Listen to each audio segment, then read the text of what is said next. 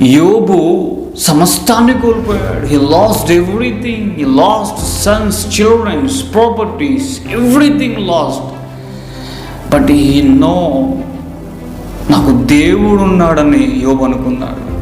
He know that I came from my mother's womb naked and I shore written there, and the Lord gave, and the Lord has taken it.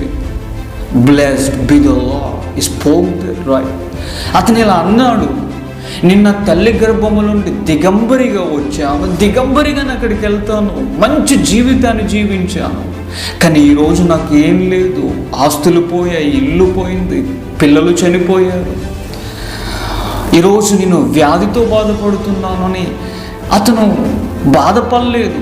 కానీ ఆ పరిస్థితిని అనుభవించుకుంటూ అంటున్నాడు, నాకు ఏం కలిగినా నేను దాన్ని అనుభవించడానికి సిద్ధంగా ఉన్నాను, ఎందుకంటే నాకు దేవుడు తోడుగా ఉన్నాడు. వావ్, ఇది గొప్ప విషయం. నిజంగా మనకి దేవుడు తోడుగా ఉన్నాడు. ఈరోజు నువ్వు ఏ పరిస్థితిని అనుభవిస్తున్నావో ఏం కాదు, ఆ పరిస్థితిని అనుభవించు. నీకు ఏ సమస్య అయితే ఇప్పుడు ఉందో ఆ సమస్యల్లోనే బాధపడుతూ దేవుని మహిమపరచు. ఆ సమస్యను దేవునికి చెప్పుకో, ప్రభువా నేను ఈ సమస్యల చేత ప్రశాంతంగా జీవించట్లేదు, ఈ సమస్యల చేత నేను ఏడుస్తున్నాను, మంచి జీవితం లేదు, సంతోషకరమైన జీవితం లేదని నువ్వు దేవుడికి చెప్పుకో. నీ బాధను దేవుడు చూసి నీకు దేవుడు ప్రతిఫలం ఇస్తాడు. అంతేగాని నీ బాధను చూసి నువ్వు కృంగిపో.